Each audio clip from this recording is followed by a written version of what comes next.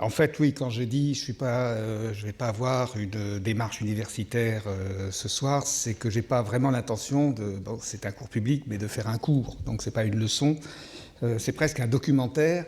Il y a quand même un message à l'arrière-plan qui est, comme on l'a présenté, je suis un praticien dont le travail consiste à expertiser les valeurs patrimoniales, qu'elles soient ville ou architecture, dans un domaine géographique, et cette expertise a comme défini en tant qu'enjeu un enjeu de conservation.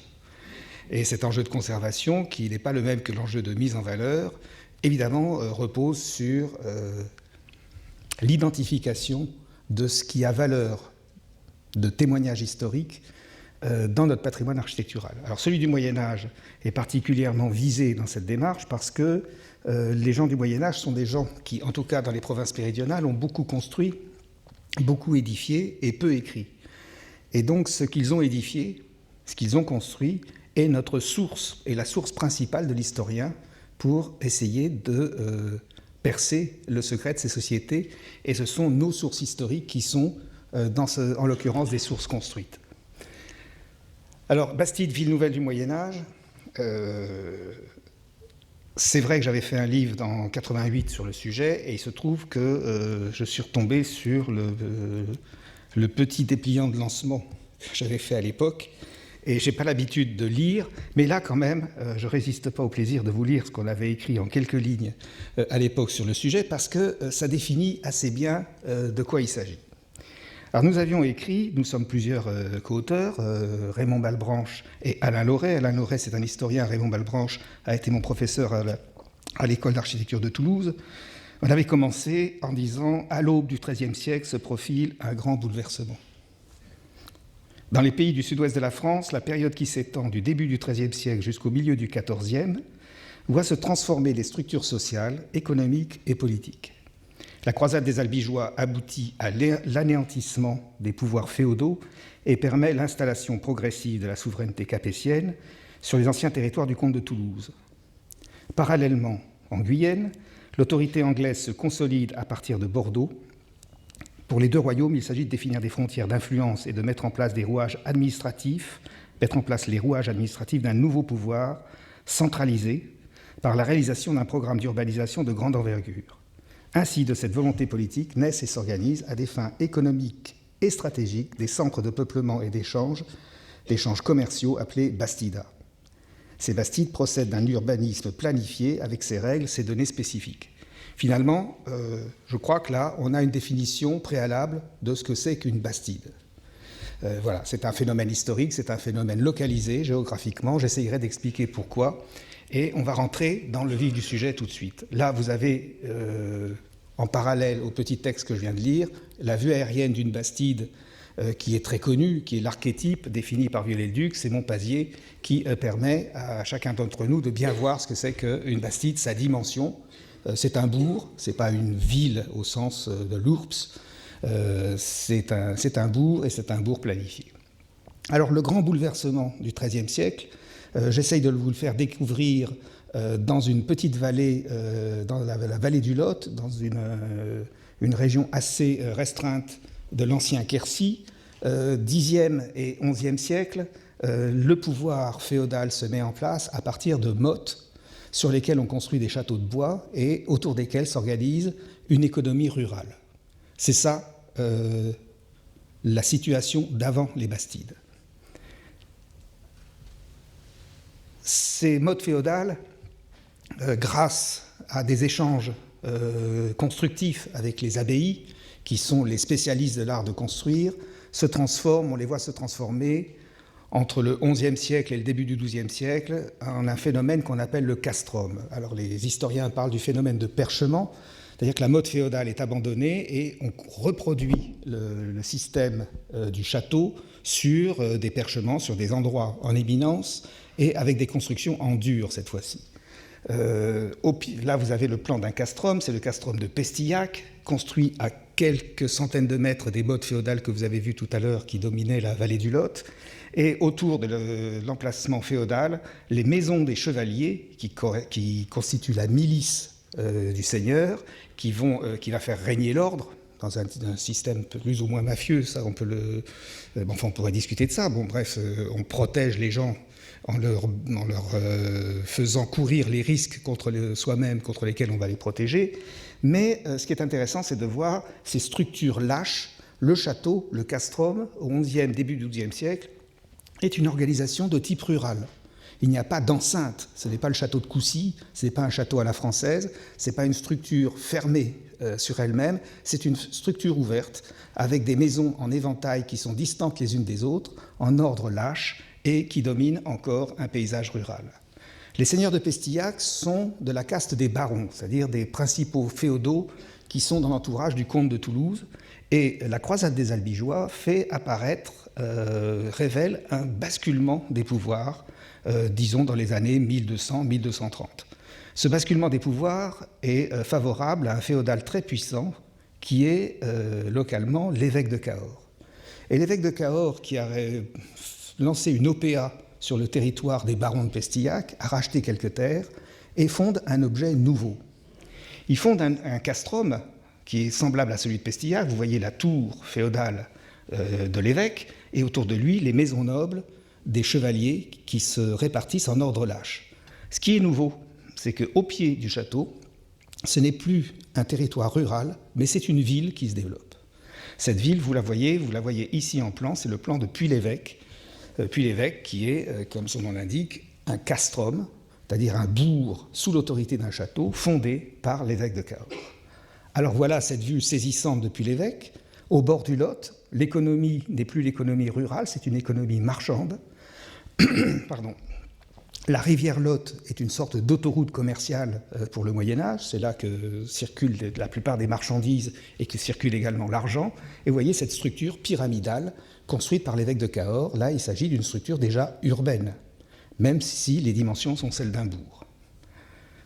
Les barons de Pestillac sont donc agressés économiquement par ce nouvel objet qui est le bourg castral, qui apparaît dans les années 1230.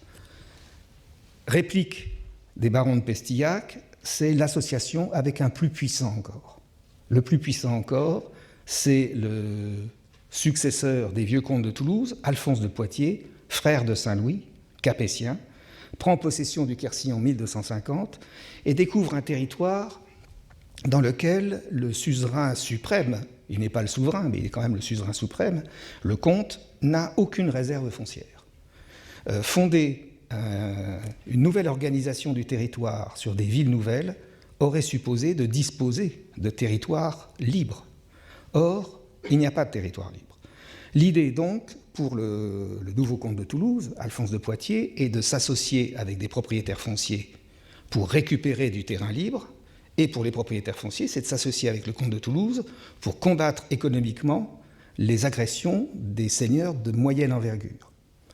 C'est ainsi que naît Villefranche du Périgord, à quelques kilomètres de Puy-l'Évêque, qui est une ville, un nouveau bourg, fondé de toutes pièces, en association donc entre Alphonse de Poitiers et le seigneur de Pestillac, avec une organisation tout à fait particulière et tout à fait nouvelle, c'est-à-dire absence de château, plus de structure pyramidale, une structure à plat, égalitaire, diront ceux qui projettent les fantasmes égalitaristes sur cette société médiévale, mais en tout cas rationalisée, et cette ville nouvelle rationalisée porte un nom, c'est une bastide.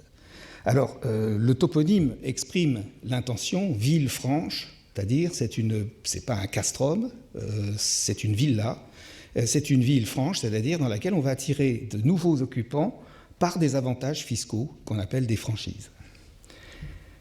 Ici, Villefranche du Périgord, fondée donc dans les années 1260, 1261 exactement, s'était implantée sur une petite collectivité rurale qu'on a décidé d'urbaniser, qui s'appelait Vieille-Sieurac. Voilà, voici le plan. Vous voyez la rationalité. On aura l'occasion de revenir sur les caractéristiques de cet urbanisme médiéval extrêmement rigoureux. Et quelques années plus tard, les seigneurs de Pestillac, voyant la réussite de leur première bastide, fondent une seconde bastide, et cette fois-ci en traitant directement avec le roi de France. Il s'agit de Montcabrier, qui est face quelques centaines de mètres du vieux castrum de Pestillac, et où on reconnaît la même régularité, mais avec quelque chose de nouveau. Donc voilà les maisons qui sont conservées dans la bastide de Montcabrier. Alors tous les exemples que je vous donne ici sont dans un rayon d'une dizaine de kilomètres, dans un cercle d'une dizaine de kilomètres de rayon, et sont donc très regroupés. Vous avez le plan de la bastide, les maisons médiévales qui sont conservées, et quelque chose de tout à fait nouveau, c'est une église. Alors symboliquement, elle est dédiée à Saint-Louis, et vous avez ici une des rares représentations de Saint-Louis barbu. Voilà, on connaît un d'herbe, avec les cheveux courts, là il est représenté barbu. Et cette église Saint-Louis de Montcabrier marque la naissance d'une nouvelle communauté, d'une nouvelle paroisse.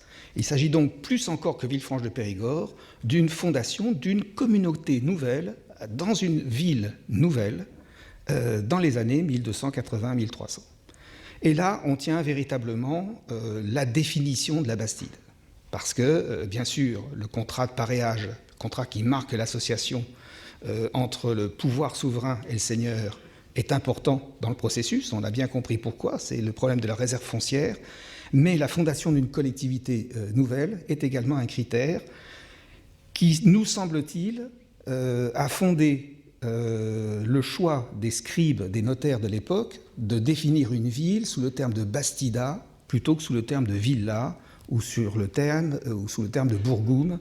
Voilà, donc Villanova ou Bastida. Ici, on aurait choisi Bastida, et les historiens qui se sont emparés de ce critère-là ont, à partir des années 1860-70, défini la Bastide sur ces critères-là.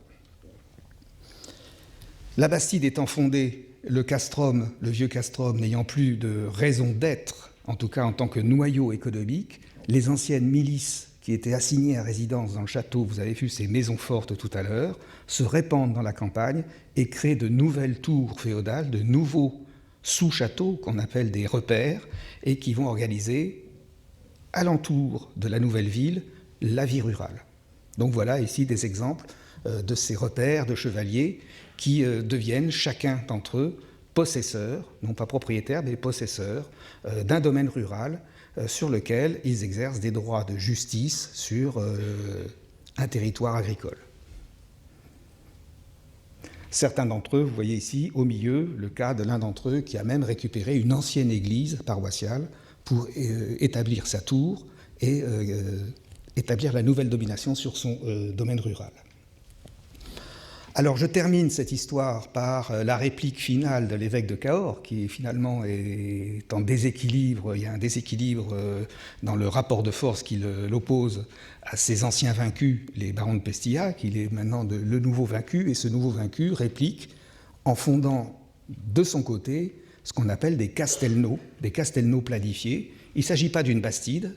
L'évêque de Cahors a la pleine possession du terrain sur lequel il met sa ville neuve.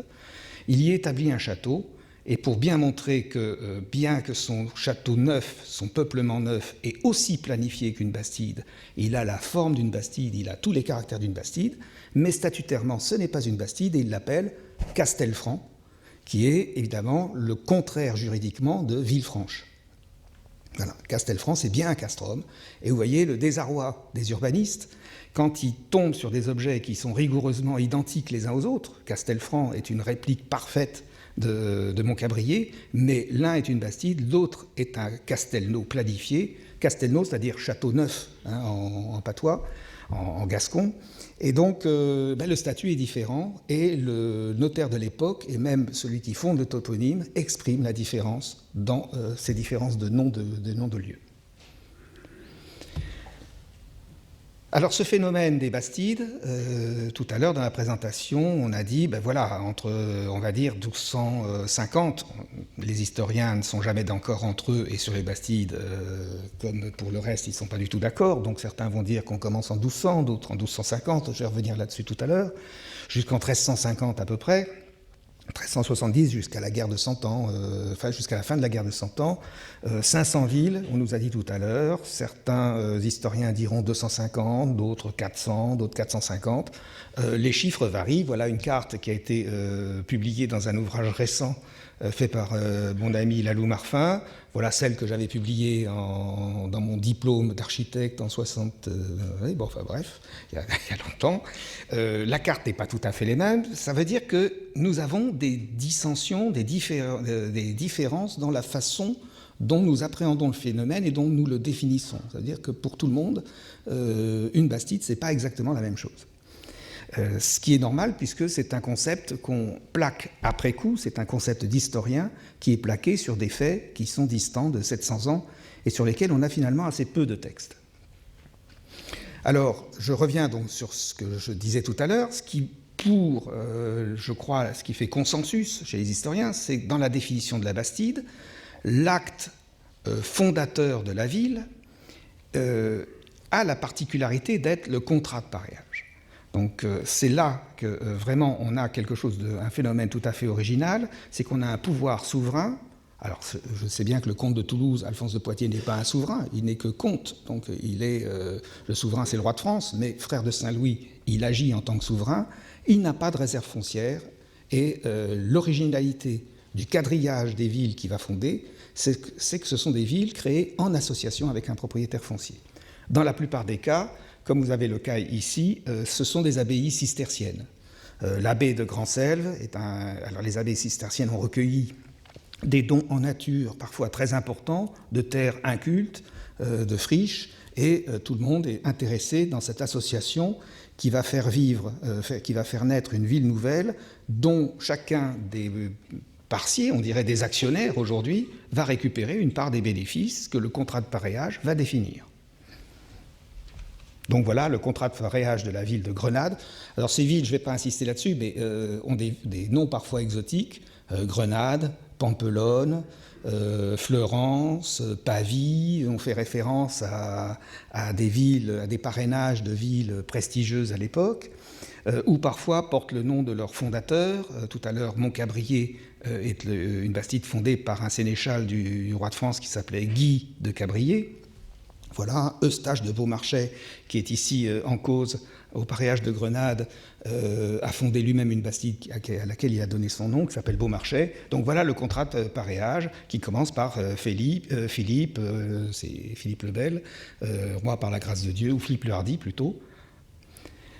Donc le contrat de pareage fait la bastide. La nouvelle communauté est également un critère de distinction des bastides. Nouvelle communauté avec une administration qui est une administration, on pourrait dire, démocratique avant l'heure. Alors les fantasmes ne sont pas des fantasmes démocratiques à l'époque, ce sont des rapports de force néanmoins, et la ville est administrée par des consuls. Des consuls, on pourrait dire des conseillers municipaux, qui sont élus sur une liste désignée par le suzerain, mais ils sont élus par les nouveaux habitants qui élisent des consuls. Alors vous avez ici un sceau, le sceau des consuls de la Bastide de Bretenoux, où les consuls, ils étaient 6, il y en a un qui est tombé, mais bon, ils étaient 6 consuls, 5 sont sur le sceau. Certaines Bastides en avaient 4, d'autres en avaient 8, ça dépend. Et ces consuls sont à l'origine, signent en tout cas, une charte de coutume. La charte de coutume que vous avez ici, c'est celle d'Eymet. Alors j'ai mis le nom des villages que je vais citer pour que vous puissiez les noter si pour certains d'entre vous ça vous intéresse. La charte de coutume est une sorte de code civil. C'est le règlement de police police de l'intérieur et police économique de la ville, c'est-à-dire dans lequel on donne quelles seront les règles de vie communautaire entre les nouveaux habitants de la Bastide, les règles commerciales, qu'est-ce que l'on a le droit d'amener au marché, qu'est-ce qu'on a le droit de vendre, qu'est-ce qu'il est interdit de vendre, par exemple la viande avariée. Donc c'est vraiment l'équivalent d'un code civil. Ces chartes de coutume ou chartes de franchise, c'est la même chose, offre parfois l'intérêt pour l'historien de définir ce que devront être les nouvelles maisons implantées dans la Bastide et quelles seront leurs dimensions. C'est assez rarement précisé, mais quand c'est précisé, c'est évidemment un indice très important pour vérifier dans les villes actuelles ce qui peut appartenir à l'état médiéval de la ville. Et puis, un plan, une structure planifiée. Alors voilà, vous avez vu tout à l'heure, en début de projection, une vue aérienne de Montpazier. Voilà comment Arcis de Caumont voyait Montpazier, et Viollet-le-Duc l'a repris derrière, c'est-à-dire une sorte de ville idéale, comme il y a une cathédrale idéale, au sens Viollet-le-Ducien, avec un tracé extrêmement rigoureux, extrêmement planifié, dont on peut dire que ce qui le caractérise le plus, c'est qu'il est rationnel.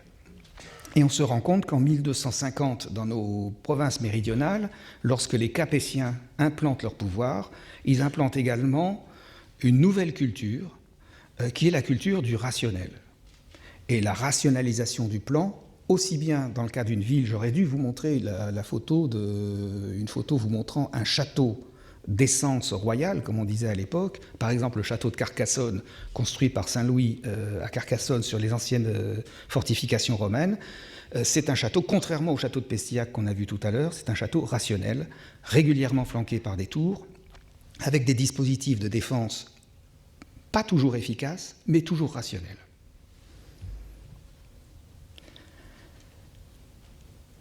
Encore faut-il savoir, dans les villes actuelles, quels sont les documents qui nous permettent de juger de ce qui est hérité de la ville d'origine. Qu'y a-t-il du XIIIe siècle dans une bastide comme Montpazier, Villefranche-du-Périgord ou Montcabrier, dans l'état où elle se présente aujourd'hui? Alors on a plusieurs moyens pour remonter le temps et pour savoir ce qui appartient à l'origine. Les documents figurés. Mais les documents figurés, les plus anciens qu'on ait pu retrouver, ne datent que du XVIIe siècle ou du XVIIIe siècle. Et là, vous avez deux représentations de bastides dans lesquelles la rationalité du plan réinterprété par Arcis de Caumont nous échappe complètement. On a même beaucoup de mal, d'après ces dessins maladroits, dans lesquels il y a une véritable intention de désigner quelque chose, mais ce quelque chose, avec notre regard rationnel, ne nous suffit pas aujourd'hui pour déduire ce qu'était la bastide et ce qu'il en reste aujourd'hui, ce qui appartient au Moyen-Âge dans la construction actuelle. Nous avons des plans beaucoup plus précis qui datent souvent du XVIIIe siècle. Ce sont les premiers plans cadastraux. Finalement, ce que vous avez vu tout à l'heure, c'était déjà des plans cadastraux. Là, vous avez un plan cadastral dans lequel on voit le talent d'un géomètre. Donc le géomètre a dessiné les choses, mais on n'a pas le détail du parcellaire. Alors c'est une bastide très intéressante. Juste quelques mots dessus. Villeneuve-sur-Lot, en fait, c'est une bastide double. C'est-à-dire que Alphonse de Poitiers passe un contrat de paréage avec l'évêque, avec l'abbé d'Aix pour fonder une bastide, et les seigneurs locaux répliquent immédiatement en fondant une contre-bastide de l'autre côté de la rivière. Et on voit tout de suite la différence qu'il y a entre la rationalité du plan capétien et la non-rationalité du plan non-capétien. Et puis on a la chance parfois de tomber sur des plans cadastraux du XVIIIe siècle, où là, l'historien de l'architecture ou de l'urbanisme est comblé, parce que non seulement on a le découpage parcellaire, mais on a même le nom des propriétaires dans chaque parcelle, ce qui vous permet de voir que ici, par exemple, était la halle couverte, et que là, il y avait un seigneur de Montagudet ou quelque chose comme ça. Donc là, c'était le plan de Montgeard. Les bastides que j'évoque sont toutes restreintes dans un périmètre qui est le Grand Sud-Ouest, on va dire, qui va du département du Gard jusqu'à la Gironde, donc de l'est à l'ouest, et qui, du nord au sud, part des Pyrénées atlantiques et monte jusqu'à la Haute-Vienne. On a découvert récemment deux ovnis historiques, ces deux bastides en Haute-Vienne. Notre plus fidèle médium entre l'état actuel des villes et l'état médiéval, finalement, c'est le plan cadastral napoléonien. Vous avez ici le plan cadastral napoléonien de la bastide de Grenade. Vous avez vu son contrat de paréage tout à l'heure. Les abbés de Grand-Selve, qui s'étaient mis en association avec le roi de France, ont vu grand. Ils ont prévu une bastide de 3000 emplacements de maisons. Et toutes les bastides n'ont pas eu ce développement. Mais là, on a vu grand dès le départ, et la bastide de Grenade s'est parfaitement développée. Vous voyez qu'au début du XIXe siècle, en 1827, c'était une ville qui était encore très rigoureusement planifiée, et dont on a pu mesurer que son état actuel était très proche de son état du XIIIe siècle. La comparaison entre les plans anciens ici à Saint-Sulpice-sur-Lez, donc c'est dans la Haute-Garonne, j'essaye d'avoir la souris avec l'état actuel, permet par quelques repères, par exemple ici sur la place, il y a une maison qui dépasse sur le plan du XVIe siècle, et il y a toujours aujourd'hui une maison qui dépasse sur la place. Les maisons de Saint-Sulpice-sur-Lez sont toutes des maisons du XVIIIe et du XIXe siècle, et on se rend compte qu'elles se sont établies et reconstruites sur elles-mêmes aux emplacements exacts des maisons plus anciennes. Ici, on peut remonter au XVe et XVIe siècle. Il serait présomptueux de remonter au-delà, mais on s'est rendu compte qu'il y avait une grande permanence du parcellaire, notamment dans les bastides qui avaient mis en œuvre des murs mitoyens. Le mitoyen, la destruction d'un mitoyen, comme chacun le comprend, demande l'accord de deux voisins. L'accord de deux voisins, il ne faut pas rêver, ça n'arrive jamais, donc les mitoyens restent. En dehors des documents donc écrits, des documents graphiques, des plans, nous avons comme outil l'enquête archéologique, c'est-à-dire les vestiges matériels du Moyen-Âge qui sont conservés dans les bastides. Ces vestiges matériels, ce sont les maisons. Et alors nous savons que certaines bastides se sont construites rapidement, d'autres se sont construites beaucoup moins rapidement.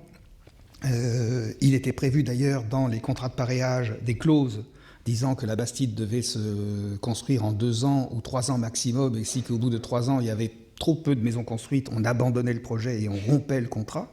Donc on a bien conscience, quand on fonde une bastide, que ça peut marcher ou ça peut échouer. Et il n'empêche que certaines maisons médiévales sont restées en place. Par exemple, ici, à un carrefour, cette maison d'Aimé est ici pour valider le fait qu'au XIIIe siècle, ou au début du XIVe siècle, le carrefour existait bien, puisque la maison marque le carrefour. Donc on peut vérifier la fiabilité du tracé actuel d'après les vestiges qui sont conservés. Alors l'un des plus grands chasseurs de vestiges médiévaux de cette époque, c'est Pierre Garrigou-Grandchamp, qui a beaucoup inventorié l'architecture médiévale dans les pays du sud-ouest et même à Tours et dans l'ouest où il a sévi.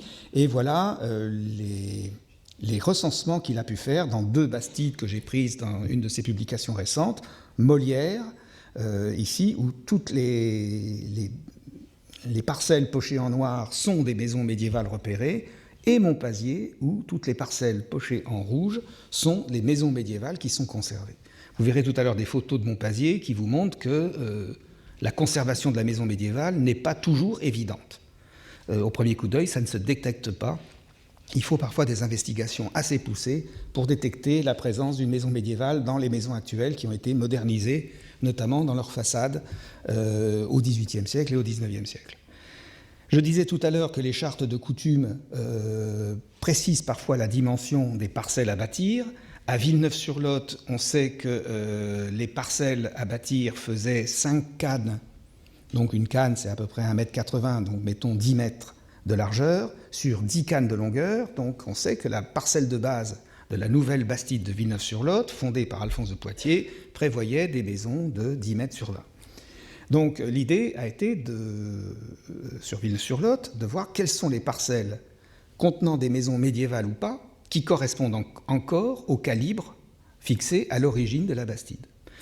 Ça nous a donné l'occasion, à l'époque, de voir que le parcellaire actuel était totalement conforme au parcellaire d'origine, mais qu'en plus les proportions des îlots et des groupements parcellaires nous laissaient supposer une utilisation systématique du triangle de Pythagore dans le tracé de la bastide, parce qu'il faut rationaliser le tracé, tracer à angle droit, et lorsqu'on n'a pas de théodolite et d'instruments de visée, l'outil le plus utile, c'est une corde à 12 nœuds, dont un côté qui va dessiner un triangle, dont un côté fait 3, l'autre fait 4, l'hypoténuse fait 5, et ce triangle est un angle droit, du fait du théorème de Pythagore. Et on reconnaît cette proportion dans le découpage des îlots de la bastide de Villeneuve-sur-Lot. Donc on a quelques idées là-dessus pour définir qu'à Villeneuve-sur-Lot, là c'était des planches qui ne sont pas toujours de très bonne qualité, elles sont issues de mon diplôme, ça date des années 75, j'avais fait un repérage de toutes les parcelles dans la ville qui correspondent aux dimensions d'origine ou à un sous-multiple. Et vous voyez que dans une ville comme Villeneuve-sur-Lot, où très peu d'édifices médiévaux sont conservés, quand je dis médiéval, c'est-à-dire antérieur au XVe siècle, peut-être 2 ou 3, en fait, les parcellaires, eux, se sont conservés. Donc on a un bon outil d'approche, d'appréciation de la pérennité des plans du XIIIe siècle dans la ville actuelle. La rationalité du plan donc nous amène à nous interroger sur ce qui fait le caractère de la Bastide, notamment dans le découpage de son espace public. Ce qui caractérise une ville comme Monpazier, alors je cite beaucoup Monpazier parce que c'est la ville, peut-être la Bastide, c'est pas archétypique puisque c'est pas la plus ancienne, mais c'est celle qui est dans lesquelles les caractères qu'on reconnaît aux Bastides sont les mieux conservés. Les rues se coupent à angle droit. On s'aperçoit d'ailleurs, contrairement à ce qu'a dessiné Arcisse de Caumont, qui est allé plus loin dans la vision rationnelle de la ville que n'est la réalité, la place, généralement, n'est pas au centre. Ce qui est au centre, c'est un carrefour qui est sur la place, mais la place elle-même est habituellement décentrée. J'ai perdu ma souris, voilà la souris, donc voilà la place publique, le Mercadial. La place publique définit des rues longitudinales qui sont des rues principales, qui reçoivent le petit côté des parcelles, donc ce sont les rues qui ont la plus forte densité commerciale, puisqu'elles reçoivent les boutiques les plus nombreuses, des rues de traverse que vous voyez ici, qui sont en principe moins larges. Les rues à Monpazier principales faisaient 8 mètres de large, les traverses faisaient 6 mètres seulement, et évidemment elles sont commercialement moins fortes puisqu'elles reçoivent le grand côté des parcelles. Sauf que sur la place du village, on va donc retourner le parcellaire, ce qui va occasionner ces îlots très particuliers en forme de T. Ils sont en forme de T parce que les îlots sont recoupés par des rues secondaires qui sont des ruelles de desserte qui font 2 mètres de large. Et chacune des maisons, Arcisse de Caumont en avait dessiné 2 spécimens ici pour montrer toute la cohésion du système, de ce système rationnel. Les maisons sont séparées par des venelles qui sont larges d'une trentaine de centimètres, 1 pied à peu près, et qui sont des venelles séparatives. Alors on va voir à quoi ça ressemble. La place du marché, en voilà un exemple, celle de Villeneuve-sur-Lot. La place du marché, le Mercadial, qu'on appelle localement la Cara. La Cara, on dirait le plat dans les pays du Languedoc. Ici, c'est la Cara. C'est un espace fermé qui est affecté au marché. Vous verrez tout à l'heure que l'église n'est plus le centre de l'agglomération comme il l'était dans les bourgs ecclésiaux, mais ici, c'est la place du marché. Place fermée qui est hermétique à la circulation. La circulation y accède aujourd'hui, vous voyez des maisons, des voitures, mais vous voyez que les angles sont fermés et que les rues principales passent sous les maisons, mais ne traversent pas la place. Voilà, vous avez vu celle de Villeneuve-sur-Lot, voilà la place de Monpazier, donc cet espace fermé. En marge de la Bastide, le marché des denrées vivrières, donc chaque Bastide connaît parfois plusieurs marchés par mois, parfois un marché hebdomadaire, parfois 2 marchés hebdomadaires pour les plus importantes. Il y a l'économie rurale liée à l'élevage et une place marginale par rapport à la Bastide qui ne rentre pas dans la géométrie de la ville mais qui est très importante, c'est le foirail. Et le foirail est établi souvent en marge de la Bastide. On a même l'exemple de certaines Bastides qui sont réduites au foirail. La Bastide du Haumont, par exemple, dans le département du Lot, c'est un pré. C'est un pré dans lequel il y a des foires aux bestiaux tous les ans encore aujourd'hui, depuis le XIIIe siècle, mais où jamais une maison ne s'est implantée. Donc on a réduit la Bastide à son foirail. Donc voilà le foirail de Marciac dans le Gers. On est dans le sud de la Gascogne, dans des pays qui sont traditionnellement beaucoup plus centrés sur l'élevage que sur le commerce vivrier. Et vous voyez, les dimensions sont beaucoup plus importantes et le foirail est un espace beaucoup plus ouvert. Vous avez ici celui de Mauvezin dans le Gers, qui est monumentalisé par l'architecture sur arcade, de la même façon que le Mercadial ou que la Cara. Alors vous voyez ces grandes dimensions. Rue principale, en voici 2 exemples. Un à Villeneuve-sur-Lot, je vous demande de noter les efforts qui ont été faits par la municipalité. Alors, efforts louables, on peut discuter après des choix esthétiques et techniques adoptés, mais bon, la ville de Villeneuve-sur-Lot a mis en valeur son espace public en refaisant la rue principale, qui donne sur les portes principales. Alors je ne vais pas insister sur les portes, mais une des grandes différences entre la ville médiévale et la ville de la Renaissance, c'est le principe de métonymie, c'est-à-dire que la porte principale donne sur une rue principale, qui donne elle-même sur la place principale, qui donne elle-même sur la halle.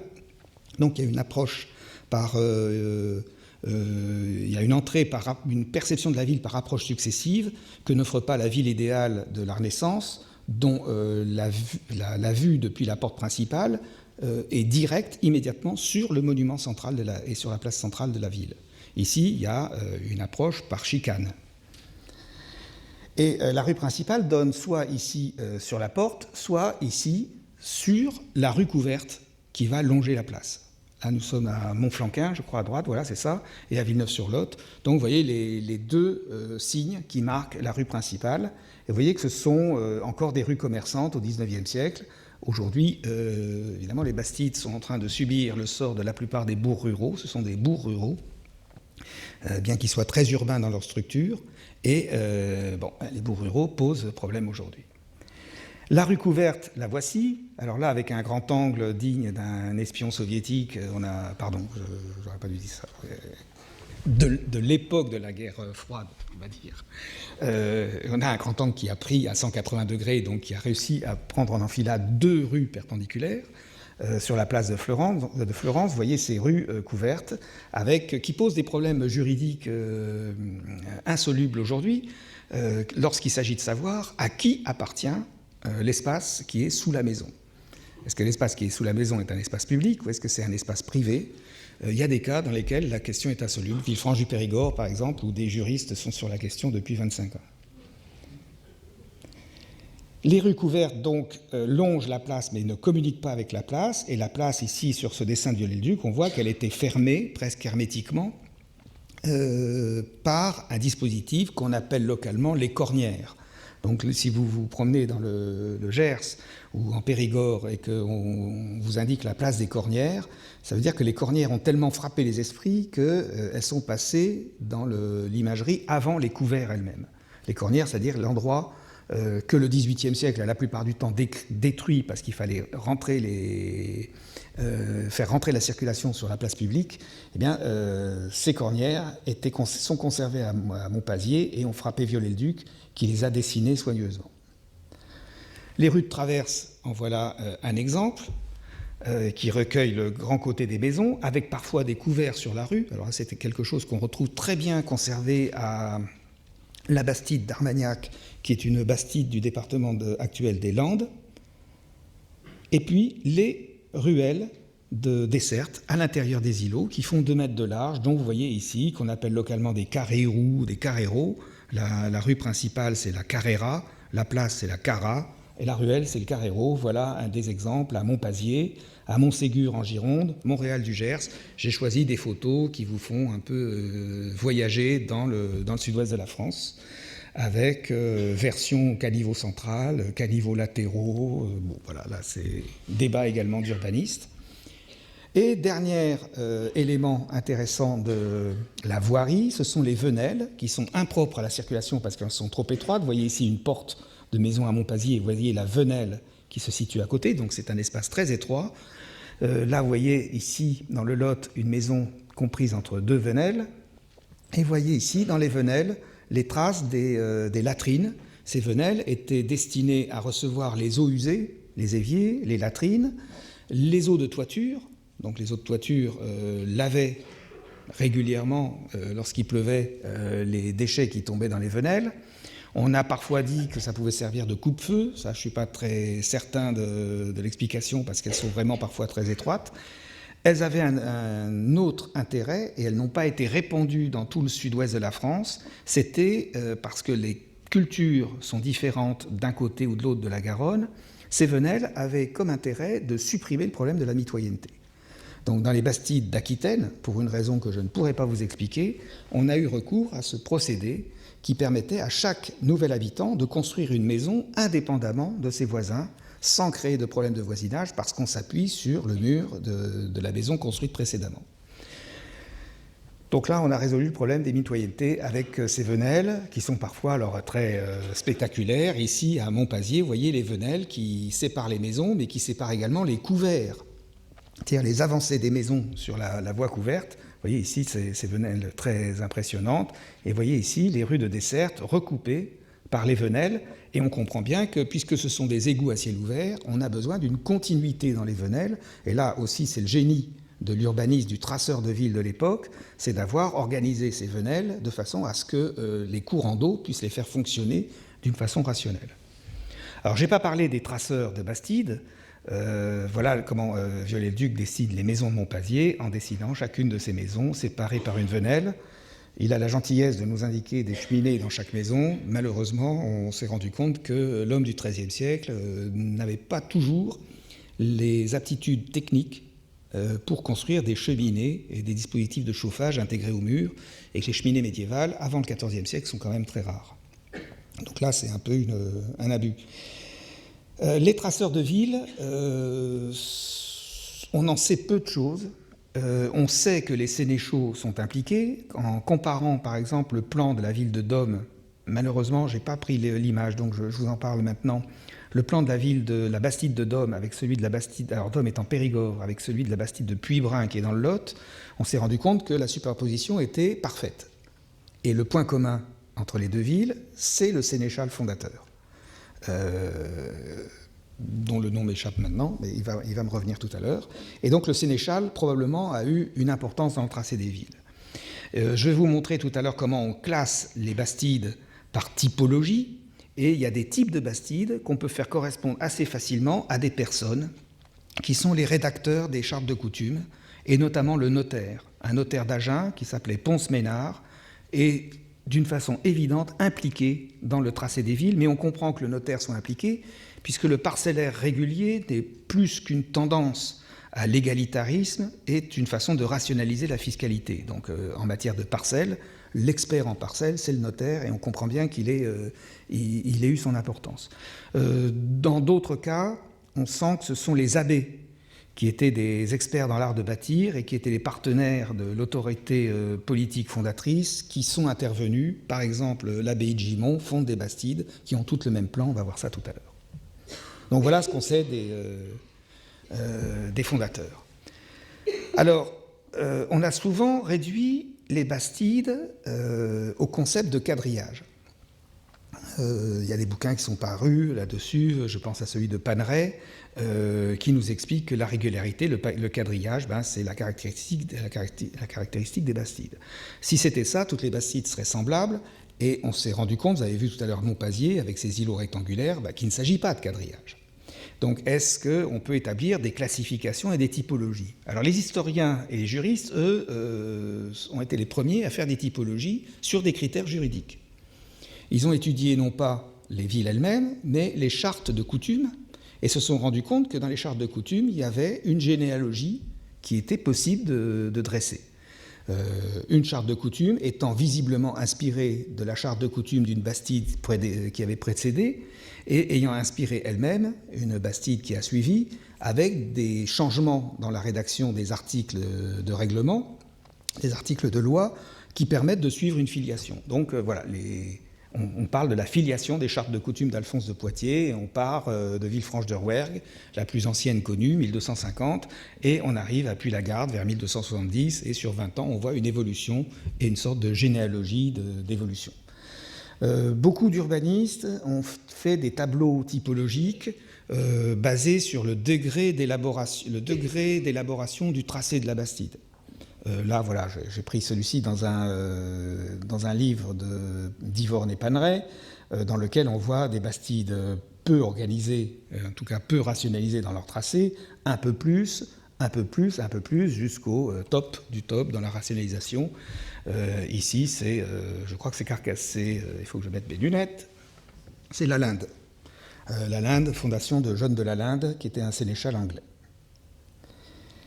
D'autres se sont fiés à l'enveloppe extérieure, à la forme générale de la bastide. Par exemple, Lavedan et Huguenet ont défini des bastides polygonales, octogonales, comme ici Cologne du Gers et Solognac dans le Gers, deux bastides qui ont la même forme. Je reviendrai tout à l'heure là-dessus, parce qu'en fait, ces deux bastides n'ont rien à voir l'une avec l'autre, et il se trouve que c'est l'enceinte édifiée après coup et qui a entaillé dans le gras de la ville telle qu'elle était à l'époque, qui a conditionné la similitude des formes, mais que ces bastides ne sont pas construites sur des modèles semblables. En fait, on se rend compte que si on regarde le détail des parcellaires, vous avez ici un parcellaire du type de Montpazier, avec des îlots qui sont remplis par des parcelles bâties, sans espace libre, et vous avez ici des bastides de Gascogne, avec des îlots dans lesquels les espaces libres sont importants. Voilà des critères qui ont permis de dresser des typologies sur d'autres critères que ceux qui avaient été retenus par les historiens ou par des urbanistes, disons un peu trop gestaltistes, un peu trop attachés à la silhouette générale. Voilà ici d'autres types de parcellaires. Ceux-là, ce sont ceux des parcellaires des bastides pyrénéennes, avec des parcellaires en lanière extrêmement étroits, qu'on retrouve d'ailleurs dans une ville comme Bayonne, qui n'est pas une bastide. Alors ça permet de dresser une sorte de généalogie, c'est-à-dire qu'on n'a pas attendu les bastides pour faire des villes neuves dans le sud-ouest de la France. Les plus anciennes villes neuves qu'on puisse retrouver et qui ont une forme de ville neuve, les villes neuves qui sont en forme de ville neuve, qui nous permettent, dans l'état actuel de leur configuration, de déduire qu'elles ont été planifiées, ce sont par exemple des villages circulaires. Alors celui-là a été très célèbre un temps parce que Tony Blair y passait ses vacances régulièrement. C'est Saint-Martin-d'Oïdes en Ariège. Vous l'avez ici, la ville de Martres-Tolosane. Ce sont des bourgs ecclésiaux. C'est autour de l'église que se constitue un anneau de maison. Et on voit très bien que ici le système a ses limites. Voilà, ici, Martres-Tolosane, une fois que l'anneau a été déterminé, les extensions de la ville sont nécessairement en rupture avec la forme d'origine. Donc on a des formes très organisées, très géométriques, mais qui ne sont pas systématiques et qu'on ne peut pas reproduire à l'infini. Ici, vous avez la version rectangulaire dans un petit village proche de Puy-l'Évêque dans le Lot. C'est un village ecclésial construit autour de l'église, et encore, l'église a associé une tour féodale avec un chevet d'église romane. Certaines des bastides ont repris ce schéma, et vous avez ici la bastide minimale, et qui pourtant affirme clair son statut de bastide. Montjoie en Cousserand. Montjoie, c'est le cri de guerre des rois de France.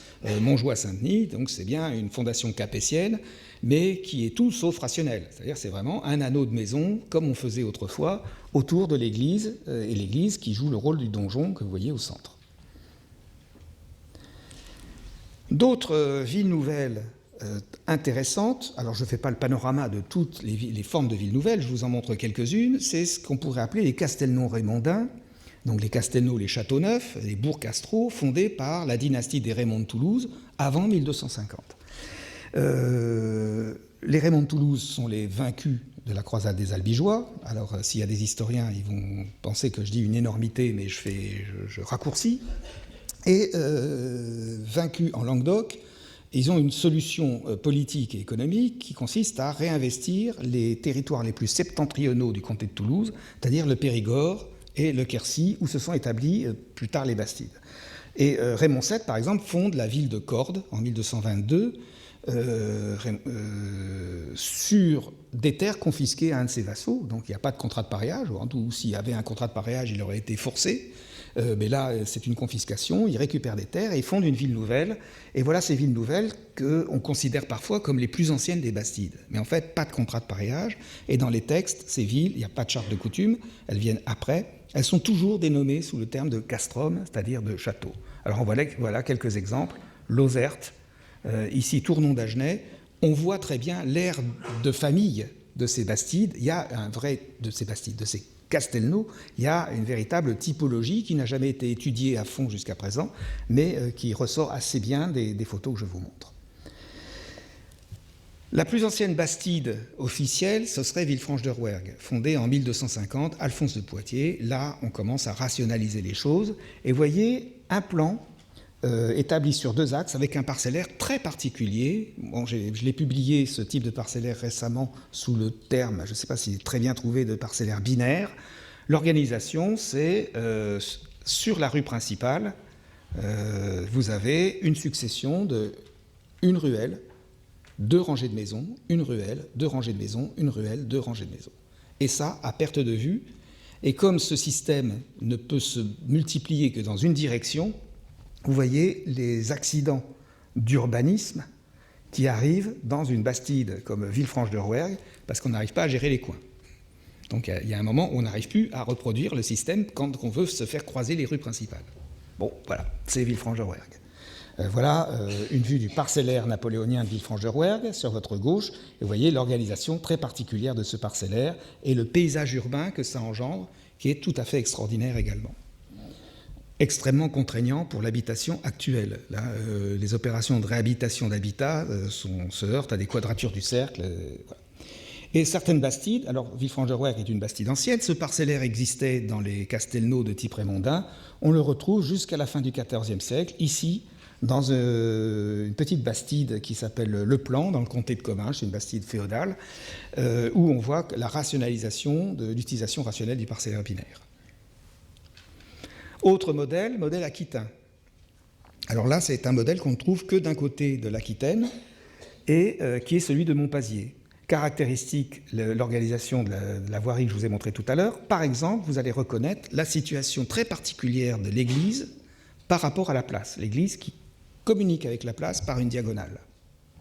Et voilà des bastides établies sur le modèle aquitain, où on voit que le modèle se définit par les 9 îlots principaux et que la forme définitive de la bastide peut être très différente d'une bastide à l'autre. Mais on reconnaît à chaque fois la position caractéristique de l'église qui communique en diagonale avec la place, sauf quand ce n'est pas le cas. Donc ça, c'est la typologie en matière de médiéval, tout est vrai, sauf quand ce n'est pas vrai. Et voilà comment, dans une bastide comme Puybrun, on peut isoler le modèle, plus ou moins conservé. Ici, il reste une seule ruelle. Montpazier, et alors voilà quelques bastides qui sont conformes à ce modèle. Là, vous voyez que l'église communique bien avec la place par l'angle. Les îlots sont très denses, très peu de parcelles de jardin, et ces parcelles de jardin sont marginales et ont occupé les parcelles qui n'ont pas pu être bâties parce que la réussite de la bastide a eu des limites. Voilà Montflanquin, avec place de l'église toujours très particulière. Voilà ici Sainte-Foy-la-Grande, et on reconnaîtrait le départ de la bastide ici autour de la place, et vous voyez comment la bastide a réussi et s'est développée en excentrant complètement la place centrale. Alors le paysage de ces places, voilà la place publique avec l'église, ici à Montréal-du-Gers, on découvre dans la diagonale de la place. Des variations du modèle, parfois on a voulu essayer de faire ce modèle, d'adapter ce modèle qui est unidirectionnel à des plans bidirectionnels, alors ça donne des adaptations un peu bizarres, comme à Damazan, et parfois on était sur un site avec une crête, et il fallait une rue centrale qui n'existe pas dans le modèle, et on a adapté le modèle à la présence d'une rue centrale, comme à Villefranche-du-Périgord. Alors voilà ces photos aériennes ici de Damazan qui vous montrent que, bien qu'on ait un peu adapté le modèle, on a conservé le principe de l'organisation de l'emplacement de l'église par rapport à la place. En Gascogne, totalement autre chose. Ici, à Mirande, les îlots centraux vous montrent que la place et l'église sont séparés par un îlot. Ça, c'est une règle qui n'apparaît pas en Aquitaine. Alors, la différence géographique entre les deux, c'est la Garonne. J'ai appelé l'Aquitaine la rive droite de la Garonne et les pays gascons la rive gauche. De fait, la langue n'est pas tout à fait la même. On parle le gascon d'un côté, on parle l'aquitain, l'occitan de l'autre, un occitan plus orthodoxe. Et voilà le modèle de ces bastides gasconnes. Donc voilà une autre application à Pavie. Pavie avec son mur d'enceinte.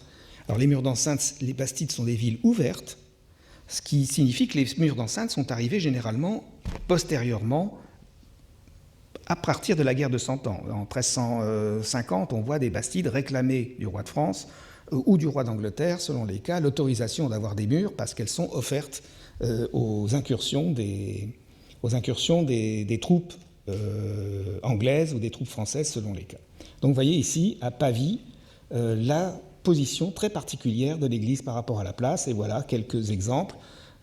Pavie, ici que vous reconnaissez, ou Jehaune en Tursan, là on est dans le département des Landes, où l'église était également implantée de la même façon. Et là, on a des vrais quadrillages, parce que les îlots sont tous carrés, contrairement au modèle aquitain. Voilà une vue aérienne de Mirande.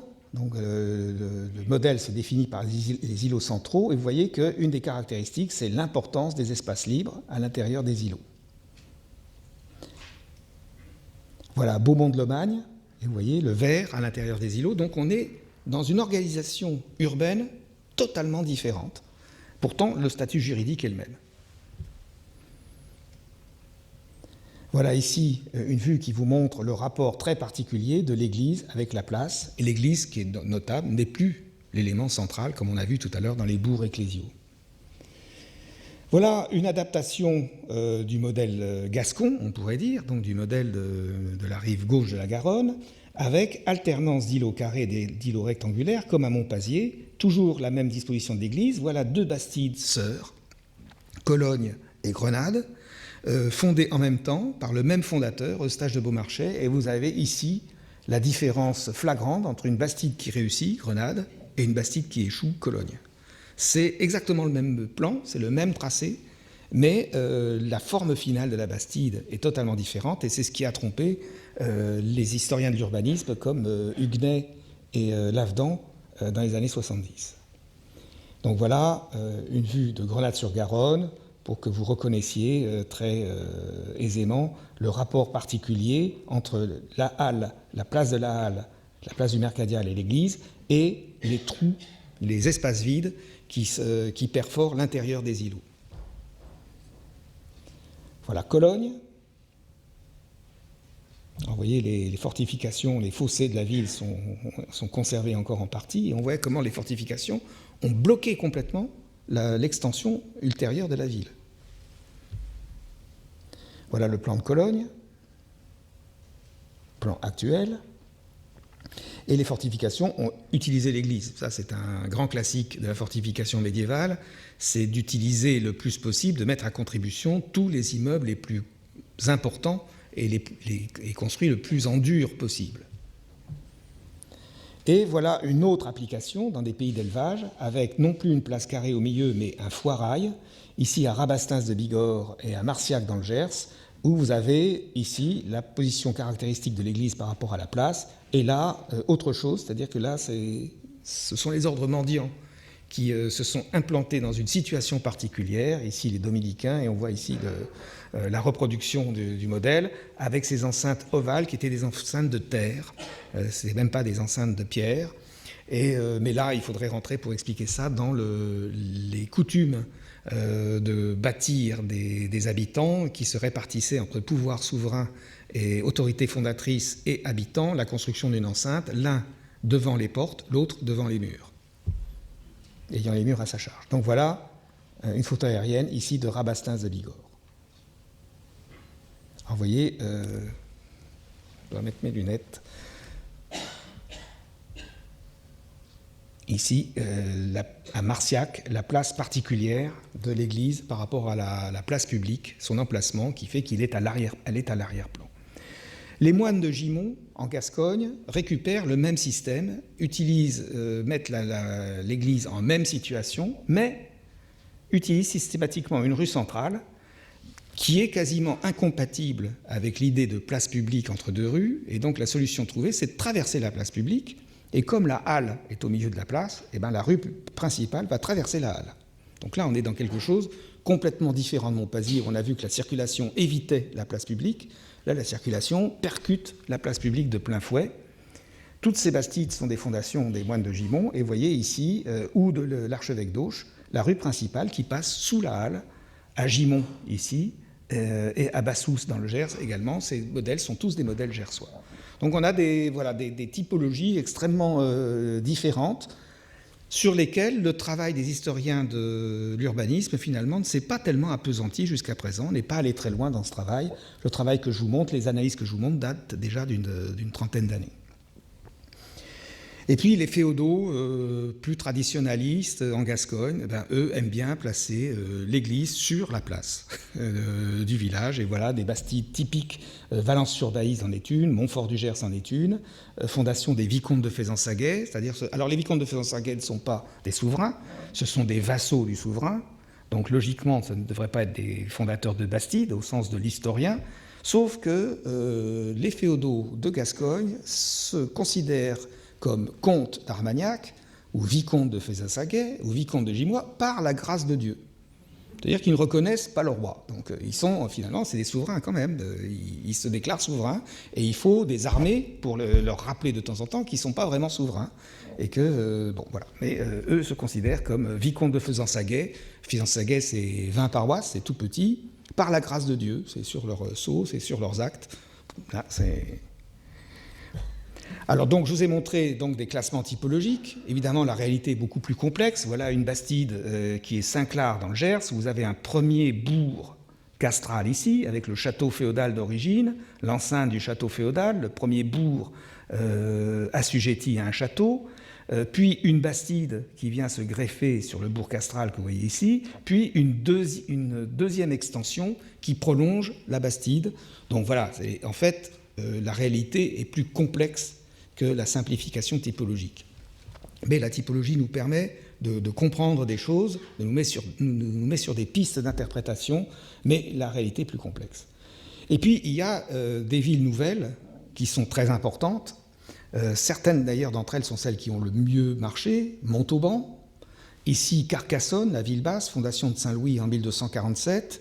Je pourrais citer Mirepoix en Ariège, qui est maintenant un chef-lieu de canton, mais relativement important, qui sont des villes en forme de bastide, fondées à l'époque des bastides par un pouvoir souverain, mais sans contrat de paréage, c'est-à-dire alors que dans une situation où le souverain est totalement maître du sol.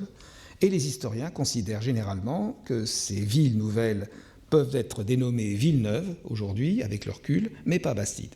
Donc, il viendra à l'idée d'aucun historien de dire que la ville basse de Carcassonne est une bastide, c'est une ville neuve. Là, ce sont des concepts d'historiens. Je ne suis pas sûr que l'homme du Moyen-Âge faisait vraiment la différence. D'ailleurs, on voit des notaires utiliser dans certains actes tous les noms de villes qu'ils connaissent pour la même ville. Castrum, CU Villa, CU, c'est-à-dire ou bien Castrum, ou bien Villa, ou bien Bastide. Tout ce qu'ils ont, ils utilisent tout parce qu'ils ne savent pas très bien finalement. Eux, le notaire du XIIIe siècle n'est pas un historien de l'urbanisme. Il n'a pas lu Lavedan et Huguenet. Il n'a pas lu Séraphin. Et donc, il n'y connaît rien finalement. Il les fait, mais il ne sait pas de quoi il parle. Et puis, il y a des bastides, alors que des bastides ou des succédanés de bastides, des villes semblables aux bastides, qui se sont faites ailleurs que dans le sud-ouest de la France. On en trouve dans toute l'Europe, dans l'Europe entière, notamment dans l'Europe de l'Est. Ici, vous avez des exemples à l'époque où ça a été écrit tchécoslovaque. Aujourd'hui, il serait soit tchèque, soit slovaque, de ces villes neuves qui sont après finalement établies sur le même modèle que les bastides. L'urbanisme médiéval volontaire ne se réduit pas au phénomène des bastides. Quels sont les édifices les plus significatifs dans les bastides? Eh bien, le premier d'entre eux, c'est la halle. Elle est au centre de la place publique, de la place du marché, et c'est elle qui est le véritable monument de la collectivité établie dans la bastide. Dans les villages antérieurs, dans les bourgs antérieurs ou les villes antérieures, le château avait la première place lorsque ce n'était pas l'église. Désormais, c'est la halle. Et c'est elle qui est en position centrale. Et la halle que vous voyez ici à Revel, qui est une halle du 19e, reproduit les formes médiévales. Ici, vous avez la halle de Beaumont-de-Lomagne. Ce qui est caractéristique à Beaumont-de-Lomagne, c'est la cloche qui se trouve sur la halle et que vous retrouvez ici sous la forme d'une horloge. Ça veut dire que la halle est finalement le donjon de la collectivité.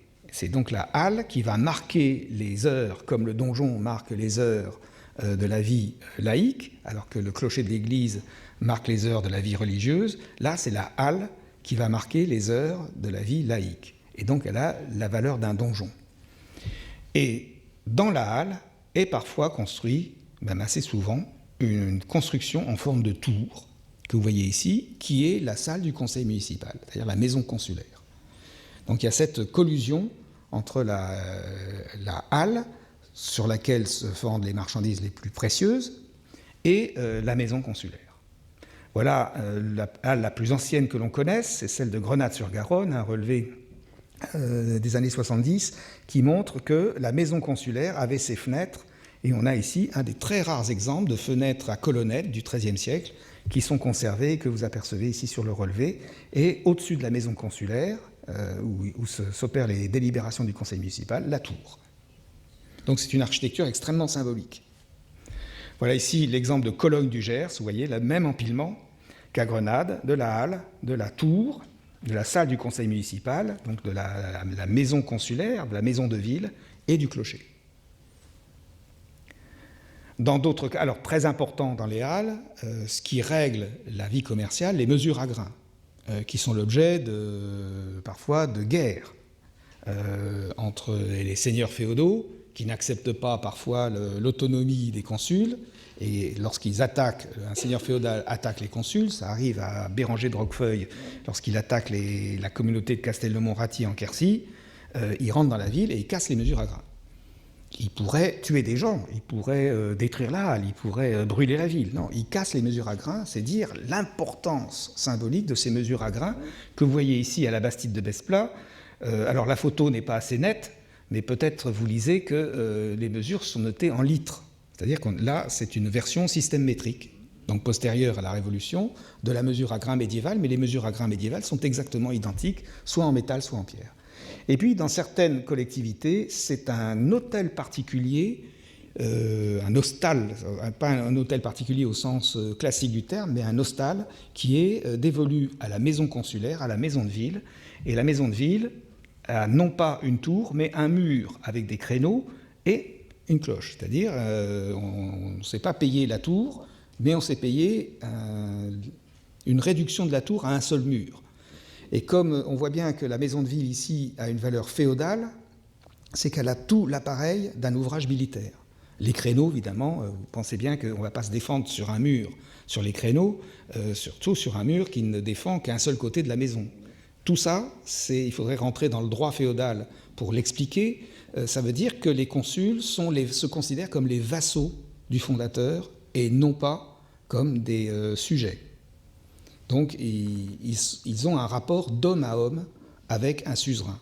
Et donc, la tour, le mur avec les créneaux symbolise ce rapport d'homme à homme. Et à la réquisition du suzerain, on devra, à mon avis, je pense, rendre le mur crénelé et on aura l'obligation de faire monter faire le guet aux habitants de la Bastide sur le mur crénelé, même si ça n'a aucun intérêt stratégique. Ça fait partie des conventions.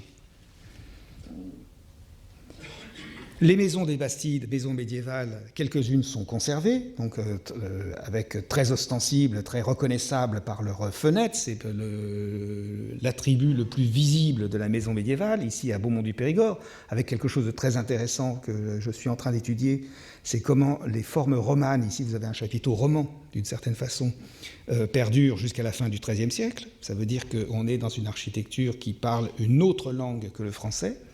Et ici, les maisons de Montpazier, telles qu'elles étaient dessinées au XIXe siècle. Ces maisons sont très mal étudiées. On les connaît très mal. On connaît bien les Bastides, on a bien reconnu qu'il s'agissait de villes du Moyen-Âge, on a bien reconnu qu'il y avait des maisons médiévales dedans, mais d'une façon inexplicable, aucune de ces maisons médiévales n'a fait l'objet d'études, ni de la part des historiens de l'art, ni de la part des historiens de l'urbanisme, ni de la part des archéologues. On est dans un terrain vierge qui est d'autant plus... Alors, je vous ai annoncé que je n'allais pas faire de cours, mais quand même, là, on est vraiment sur un sujet sensible, c'est que ces maisons sont aujourd'hui ouvertes à la réhabilitation, et vous verrez tout à l'heure des exemples de réintroduction de logements sur des critères contemporains à l'intérieur de ces maisons médiévales dont on ne connaît pas la teneur, finalement. Donc là, il y a un véritable enjeu de conservation qui n'a pas encore été complètement mesuré. Donc, et on a souvent réduit les maisons à l'aspect de leur façade, alors que vous voyez ici sur ce relevé qu'à l'intérieur, il y a la matière, l'habitation, c'est une distribution. Qui habite le rez-de-chaussée? Qui habite l'étage? Est-ce que c'est la même personne? Est-ce que le propriétaire de la boutique est le même que l'habitant au-dessus? Est-ce que c'est quelqu'un de différent? Quel est le programme de ces maisons médiévales? Finalement, on ne sait pas. Donc on a les vestiges qui nous permettent de le savoir sous les yeux, mais faute de les avoir étudiés, pour l'instant on ne sait pas, et ils se transforment à une vitesse terrible. Parce que le renouvellement de l'habitat, et notamment avec les enjeux de développement durable, va s'accélérer. Ces maisons sont parfois beaucoup plus modestes. Ici à Marciac, dans le Gers, curieusement, de l'autre côté de la Garonne, je parle en aquitain, donc je suis du bon côté, du côté droit, du côté gauche, très peu de maisons médiévales, et beaucoup du côté droit, sont beaucoup plus ici modestes. Ici à Marciac, une maison de briques avec 2 fenêtres en arcade, et ici, parfois, les vestiges sont très ténus. Voilà une maison de puits brun, apparemment du 19e, mais le linteau du 19e a été fait avec, ici, vous voyez, des arcades, avec un trilobe, que je dessine avec la souris, ici, et qui nous montre que derrière la façade du 19e siècle, il y a vraiment une maison médiévale. Donc c'est tout ce travail d'inventaire qui est en train de se faire dans le département du Lot, avec un regard le plus aigu possible, qui permet de déjouer les pièges des reconstructions, avec plus ou moins de bonheur. Il y en a quelques-unes qu'on déjoue, il y en a d'autres qu'on rate. À l'intérieur des maisons, le patrimoine est parfois beaucoup plus conservé, beaucoup mieux conservé qu'on le croit. Voilà des plafonds du XIIIe siècle avec des décors peints, et vous voyez que sur les planches étaient peints des étoiles, et là on sait que ces plafonds sont du XIIIe siècle, dans une maison qui va être réhabilitée prochainement, et on va se poser la question de la conservation de ces plafonds. Est-ce qu'ils sont coupe-feu? Est-ce qu'ils sont, efficaces en isolation phonique? Est-ce qu'ils sont plats? Est-ce qu'ils sont plans? Est-ce qu'ils ne sont pas plans, etc. Donc là, voilà les gonds de fermeture des fenêtres d'origine, encore conservées. Voilà, dans la même maison, on voit la trace de l'escalier d'origine du XIIIe siècle qui est resté imprimé dans le mur, même alors que l'enduit a été décrouté pour la réhabilitation, et le décroutage de l'enduit a épargné ici une plage d'enduit dans laquelle vous voyez un personnage peint qui, lui, est du XVe siècle et qui montre que tous ces intérieurs étaient peints. Toute cette organisation et ce décor de la maison médiévale, c'est ce qu'on essaye désespérément de mettre en évidence aujourd'hui en essayant de ne pas prendre trop de retard sur les réhabilitations. D'autres maisons donnent des surprises. Ici, dans la ville basse de Carcassonne, alors ce n'est pas une bastide, mais quand même, je vous la présente comme une ville neuve du Moyen-Âge. On a une grande façade du XIVe siècle. On sait que la ville a été reconstruite après les dégâts occasionnés par le prince noir en 1350, mais aussi il y a eu une inondation, il y a eu une crue. Eh bien, on s'est rendu compte, derrière cette maison de pierre du XIVe siècle, qu'il y avait des murs de terre. C'est-à-dire que la première bastide, entre guillemets, de Carcassonne est une ville qui s'est construite avec des maisons de terre, en briques de terre, et que c'est la reconstruction du XIVe siècle qui a reconstruit en pierre. Ça, on n'imaginait pas cela. Vous imaginez la fragilité de ces murs de terre qui ne font que 50 cm à 60 cm d'épaisseur et qui montent sur 5 niveaux pour certains d'entre eux. Et qu'on est en train de découvrir maintenant, évidemment, tout ce patrimoine dans toutes les réhabilitations antérieures a disparu. Et là, c'est l'assiduité, c'est l'acharnement d'un architecte des bâtiments de France, Benoît Melon, à Carcassonne, qui a abouti, pour une simple réhabilitation, à demander une expertise archéologique sur l'édifice qui a permis la découverte par Sandrine Conant de ce patrimoine. Donc voilà pour les maisons quelques images qui essayent de vous montrer quels sont les enjeux, finalement, les enjeux de connaissance et enjeux de conservation. Autre édifice important, l'enceinte fortifiée, qui, comme je l'ai expliqué, est toujours postérieure à la Bastide, sauf quand elle est de l'époque de la Bastide. Alors, elle est de l'époque de la Bastide, notamment dans les années 1280, quand la guerre commence à s'ouvrir, se déclarer entre France et Angleterre, entre le roi de France et le duc d'Aquitaine, qu'on délimite une frontière et que de chaque côté de cette frontière, on construit de nouvelles bastides. Et ces nouvelles bastides sont, dès leur naissance, des bastides fortifiées, alors que jusqu'à présent, depuis 1250 jusqu'aux années 1280, les bastides avaient été des villes ouvertes et on comprenait bien l'attachement des fondateurs à ne pas bloquer le développement de leurs villes nouvelles, qui sont des sources de revenus importantes, et la base de leur administration par des enceintes qui auraient confiné la Bastide dans une géométrie prédéfinie. Montpazier, elle, est une bastide militaire, si on peut s'exprimer ainsi, avec des fortifications qui sont faites dès l'origine de la ville, Dôme également, en 1281, avec fortifications faites par les équipes qui avaient fait Aigues-Mortes. Aigues-Mortes que voici. Ah, ce n'est pas vraiment une bastide, encore que si, il y a un pareage entre Saint-Louis et la baie de Psalmodie.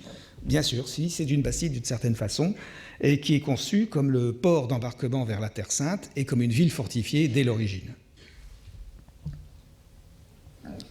Alors, dans le cas de Dôme, J'aurais pu amener une photo aérienne magnifique, j'ai survolé tout à l'heure en avion d'homme, mais je ne pouvais rien faire par les hublots. Et vous voyez le plan de la Bastide, du modèle de type Montpazier avec l'église qui communique par la place par un angle, et vous voyez comment les constructeurs ont dégagé une enceinte beaucoup plus large en laissant à la Bastide le loisir de s'étendre dans un espace libre, c'est-à-dire comment l'enceinte a enfermé du vide à l'origine. On le voit bien.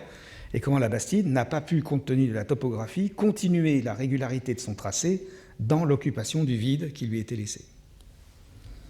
Non, ça c'est l'exemple de Dôme en Périgord.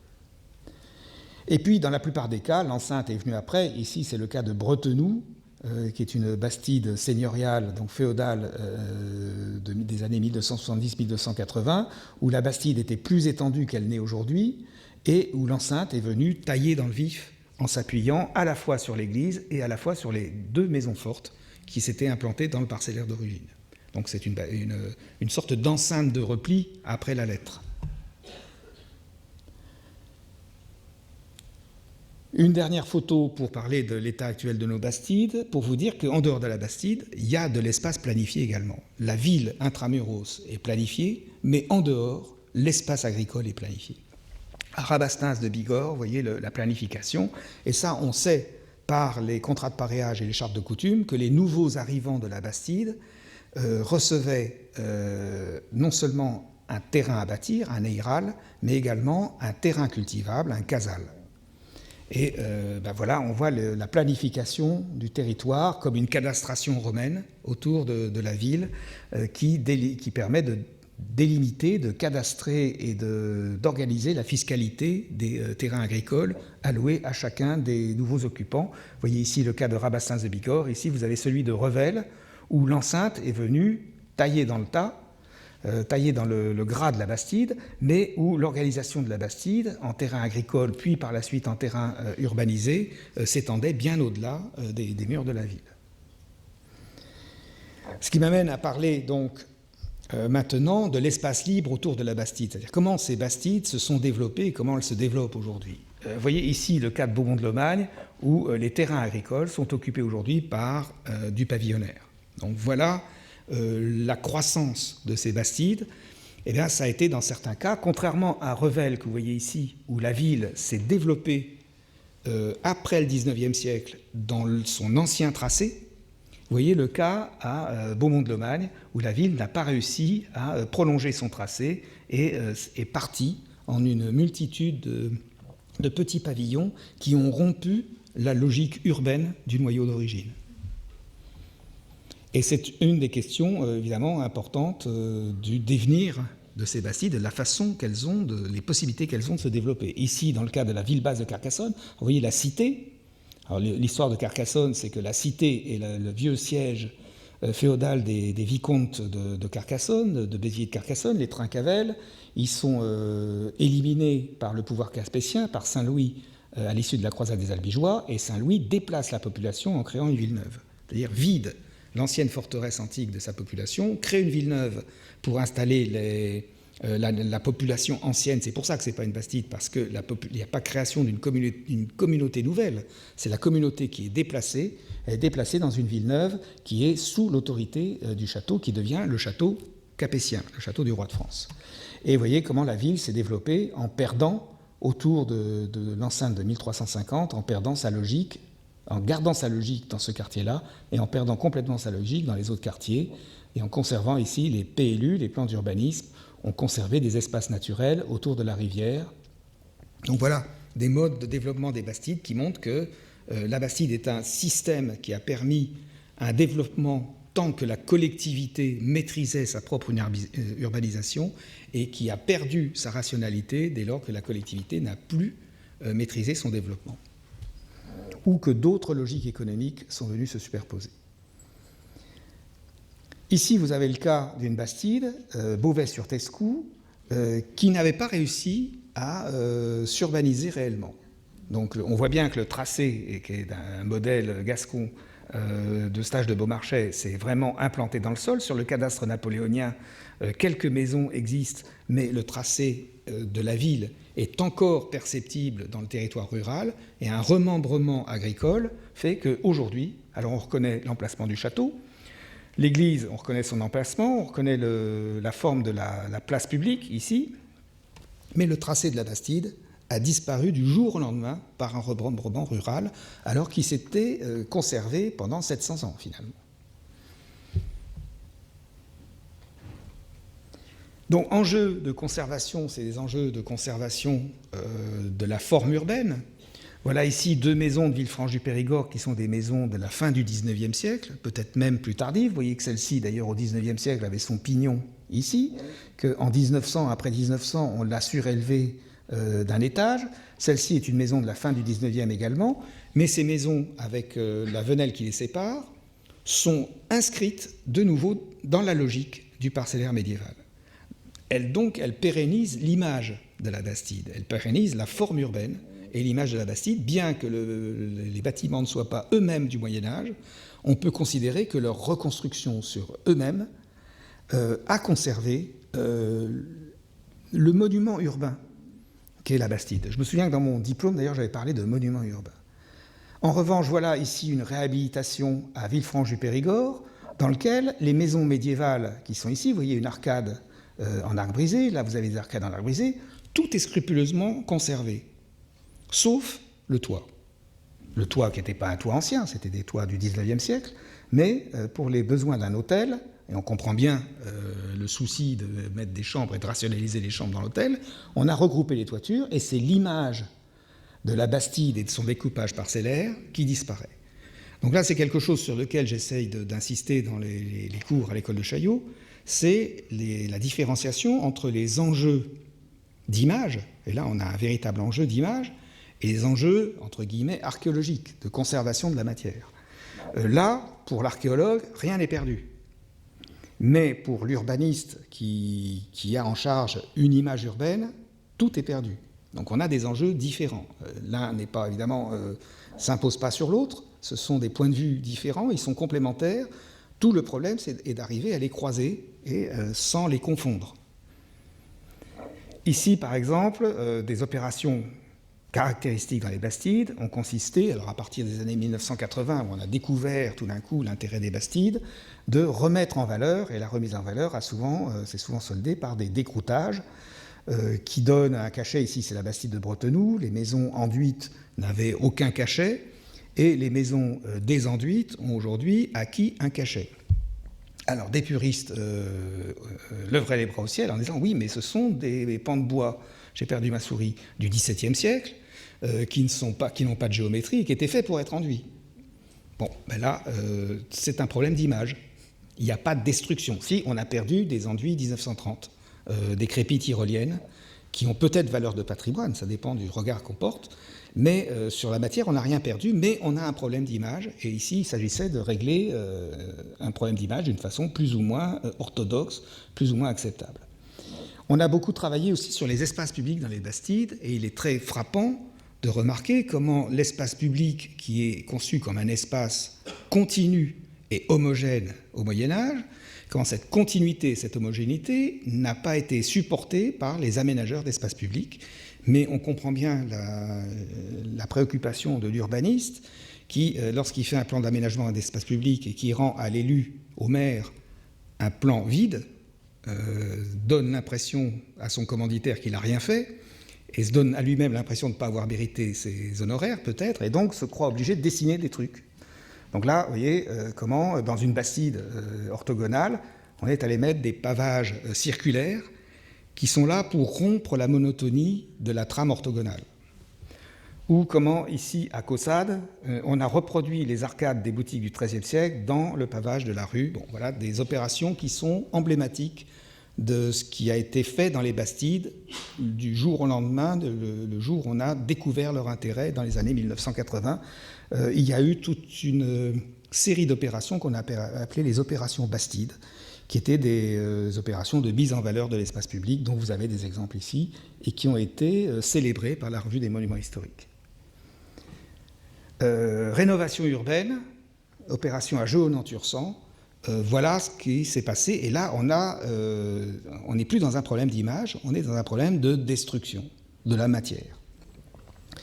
Et on voit bien les efforts qui ont été faits par l'architecte contemporain, d'abord de marquer son postmodernisme ou son néoclassicisme, je ne sais pas comment il faut dire, par le fronton, mais il a reproduit l'image de la Bastide emblématique, c'est-à-dire les arcades. Il a fait un effort, bon, c'est du logement social, il a regroupé les fenêtres pour évoquer les croisées du XVe siècle, donc il a fait tout un travail. Donc je ne jugerai pas là-dessus de la qualité architecturale du résultat, mais simplement, là, on se demande ce qu'on a perdu. C'est-à-dire, est-ce qu'on a réussi à faire le tri et évaluer, expertiser ce que l'on perdait dans un programme comme celui-ci. Voilà d'autres vues ici de la même opération. Alors, toutes ces opérations ont été considérées comme exemplaires par tous les services compétents de l'État et les services régionaux à l'époque, puisque je tire ces images de la revue des monuments historiques, où vous lisez ici une réhabilitation sensible à Villeneuve-d'Aveyron. Voilà, ça c'est tout le problème qu'on pourrait engager entre ce qui est conservation, restauration, réhabilitation, l'enjeu de mise en valeur, l'enjeu de conservation. Ce ne sont pas les mêmes enjeux, et il faut en discuter, et parfois on aboutit à ce résultat parce qu'on a mélangé les enjeux et qu'on n'a pas réussi à faire le tri au bon moment. Et là, une opération qui a été jugée exemplaire également à la Montjoie, je finis sur celle-ci, où on a conservé scrupuleusement les façades des maisons. Alors, ce ne sont pas des maisons très anciennes, elles sont du XVIIe siècle ou du XVIIIe siècle. Vous voyez ici, contre l'église, le pignon d'une maison qui est conservé complètement, et une opération de réhabilitation ou de restructuration qui touche ces deux maisons-là, et ces deux pignons-là, c'est ceux que vous voyez ici et là. Vous voyez que l'intérieur de l'îlot, de la Bastide, est entièrement vidé, et qu'on peut faire confiance aux urbanistes, ils vont le recombler par la suite en faisant du logement tout à fait normalisé et tout à fait acceptable en tant que logement. Mais cette image un peu provocatrice pour vous montrer que l'enjeu de conservation, jusqu'à présent, dans nos Bastides, n'a pas encore été, jusqu'à présent, n'a pas été posé et explicité d'une façon claire et d'une façon pertinente. Alors, je termine quand même sur des images. Alors, c'est plus sympathique. On peut encore. Bon, voilà, on a fait beaucoup d'aménagements d'espaces publics également de ce type. Voilà celui de Lozerte. Alors, je reviens en arrière tout de même pour vous. Je ne devrais pas faire ça. Sur la comparaison de ces deux maisons, il y a quelque chose qui est frappant. Il n'y a pas que les deux toitures. Il y a le fait qu'ici, la place est pleine de personnes et que là, elle est vide. Ça, c'est quelque chose dont, évidemment, c'est un problème auquel on est confronté lorsqu'on gère le devenir de ces Bastides, qui sont des bourgs de plusieurs centaines d'habitants. On est rarement dans la dimension de Carcassonne, qui est une préfecture de 60 000 habitants, ou de Libourne, ou de Montauban, qui fait 80 000 habitants. Mais parfois, on est dans des bourgs de 1000, 2000, 3000 habitants, 5000 habitants, chef-lieu de canton. Et la désertification de ces bourgs, où aujourd'hui les ruraux ou les néo-ruraux voient dans ces Bastides tous les inconvénients de la ville, parce que ce sont vraiment des structures urbaines où chaque maison est coincée entre deux maisons voisines, et là, même s'il y a une venelle de 20 cm, ça laisse passer quand même tous les problèmes de voisinage, et où vous êtes quand même à la campagne. C'est-à-dire vous avez les inconvénients de la campagne, et vous avez les inconvénients de la ville en même temps, donc on comprend l'expansion pavillonnaire. Demain, peut-être, ça va se passer autrement, avec des problèmes énergétiques qui conduisent à se reposer la question du comment habiter de nouveau les Bastides. Mais vous voyez comment la désertification s'est opérée, y compris dans la perte de la vie collective. Et là, vous avez une collectivité, une communauté qui est encore présente sur la photo. Alors ça doit être la sortie de la messe, mais quelque chose comme ça. Et là, vous avez un parking. Donc c'est complètement différent. Et donc tout ça pour revenir ici en vous montrant cet espace public dans lequel on a mis des millions en pierre de taille, en pavé, de pierre dure, de dureté 7 minimum ou 8 minimum, qu'il faut faire venir de très loin. Avec ici, vous avez une coquetterie de l'aménageur qui a relevé une partie du dallage comme ça, comme si c'était un tapis, donc c'est quelque chose d'assez intéressant. Mais à la place des gens, c'est les jardinières. avec des oliviers, parce qu'on est dans le Midi, mais bon, les oliviers, je ne suis pas très optimiste. Et les enjeux des années 1980, mais depuis, on a oublié un peu les Bastides, qui était de se demander si, tout compte fait, le patrimoine représenté par ces Bastides n'était pas avant tout un patrimoine touristique. Là, on est très loin des enjeux de conservation, des enjeux d'archéologie, de considérer les Bastides comme un vestige matériel du passé, un témoignage de l'histoire, mais un enjeu touristique. Et l'image donnée par la Revue des Monuments Historiques de l'enjeu touristique, c'était quand même un peu, on va dire, pétanque troisième âge.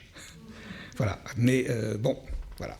Donc j'arrête là-dessus parce que aujourd'hui, on a complètement oublié les Bastides, et de réfléchir sur les Bastides, c'est plus un enjeu politique.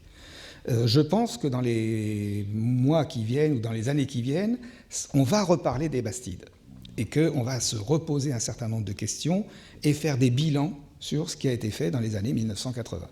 Je pense que les bilans vont être douloureux dans la plupart des cas, mais ce sera salutaire de se reposer la question de ce que peuvent devenir ce patrimoine, peut devenir ce patrimoine exceptionnel qui est ces 300, 400, 500 selon les acceptions, villeneuves du Moyen-Âge du sud-ouest de la France. Voilà, je vous remercie.